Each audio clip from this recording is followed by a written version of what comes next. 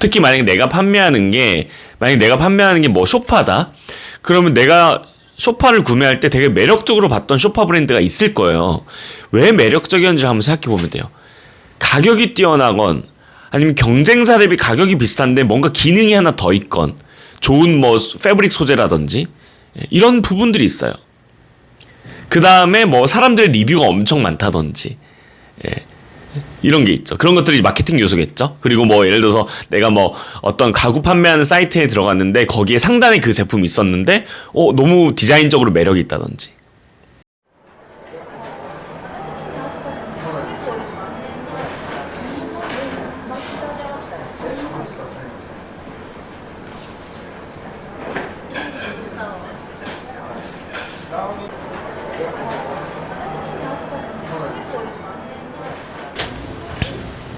이게 잘 나가는 브랜드에는 뭐 여러 가지 이유가 있겠죠. 제품력이 좋은 것도 있고 아니면은 그 브랜드의 컨셉이 너무 힙하거나 좋을 수도 있고, 그죠?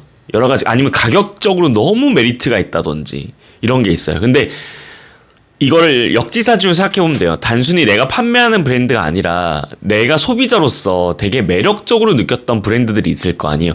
그런 게 왜 매력적이었는지를 한번 판단해보세요. 특히 만약에 내가 판매하는 게 뭐 소파다? 그러면 내가 소파를 구매할 때 되게 매력적으로 봤던 소파 브랜드가 있을 거예요. 왜 매력적이었는지 한번 생각해 보면 돼요.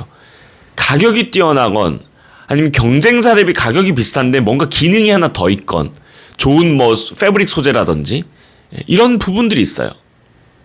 그 다음에 뭐 사람들의 리뷰가 엄청 많다든지 이런 게 있죠. 그런 것들이 마케팅 요소겠죠. 그리고 뭐 예를 들어서 내가 뭐 어떤 가구 판매하는 사이트에 들어갔는데 거기에 상단에 그 제품이 있었는데 너무 디자인적으로 매력이 있다든지 그 포인트들이 있어요.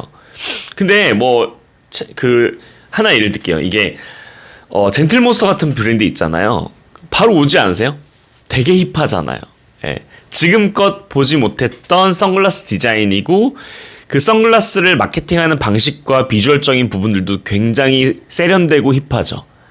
그런 거에 이제 많은 사람들이 열광하고 거기에 더불어서 그 제품들을 대표하는 어떤 셀럽 마케팅들도 굉장히 적절하게 잘 활용을 했죠. 요즘에 소위 뭐 힙하다고 하는 제니는 이제 레이벤으로 넘어갔다고 하지만 아무튼 그래서 그 브랜드가 매력적인 이유는 하나가 아니라 디자인, 가격, 뭐 마케팅적인 요소, 그 다음에 뭐 가성비, 소재 여러 가지 포인트들인데 그 중에서 우리는 어떤 거를 소구해야 되는지를 판단을 잘하는 게 되게 중요한 것 같아요. 예를 들어서 우리가 판매하는 게 일반 소비재예요. 뭐 예를 들어서 물이라고 해볼게요. 우리가 물을 살 때 판단하는 기준들이 있죠. 그 브랜드가 얼마나 믿을 수 있냐. 왜냐? 우리 몸에 들어가니까. 그 다음이 가격적인 우위성이죠. 아무리 가격이 저렴해도 물이라는 건 우리 몸에 들어가는 거기 때문에 의심을 한단 말이에요. 소위 말해서 득보잡 브랜드면. 그래서 만약에 우리가 판매하려는 게 생수라면은 한 번도 사람들이 본 적이 없는 브랜드야. 그럼 우리는 어떤 얘기를 해야 되지? 이 물이 왜 너희가 지금까지 한 번도 보지 못했고 이렇게 늦게 시장에 출시되는지를 오히려 당위성을 부여하면 되겠죠. 그만큼 유니크하다 이런 걸 얘기하던지. 어쨌든 결론적 핵심은 우리가 판매하는 제품의 카테고리에 있어서 소비자들이 기대하는 건 무엇이고 그 기대를 우리는 어떤 부분으로 채워줄 거고 그 채워지는 부분 영역이 무엇이냐 이런 거를 좀 연결고리를 만들어가지고 매력적인 브랜드를 한번 만들어 보시는 것도 좋은 것 같습니다.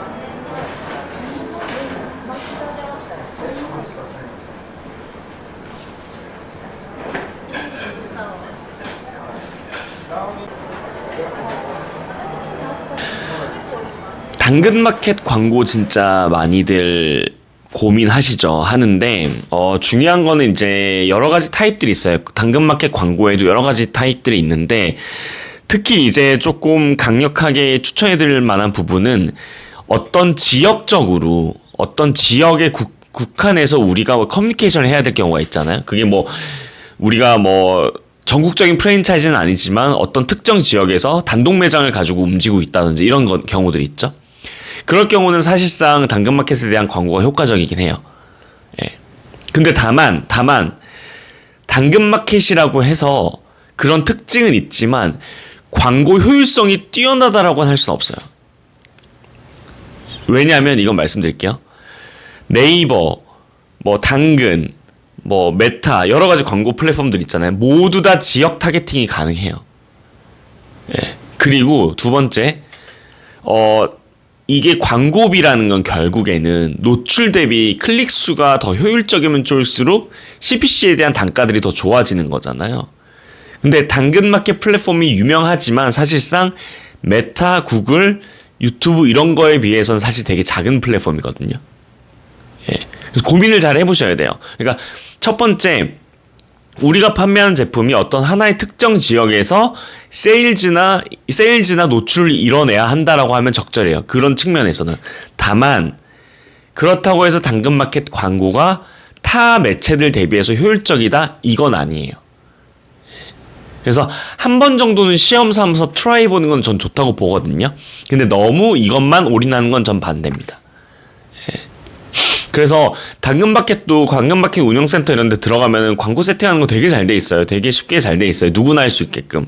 그래서 한 번 정도 광고비 아마 데일리 최소 금액이 3,000원인가 5,000원인가 할 거예요.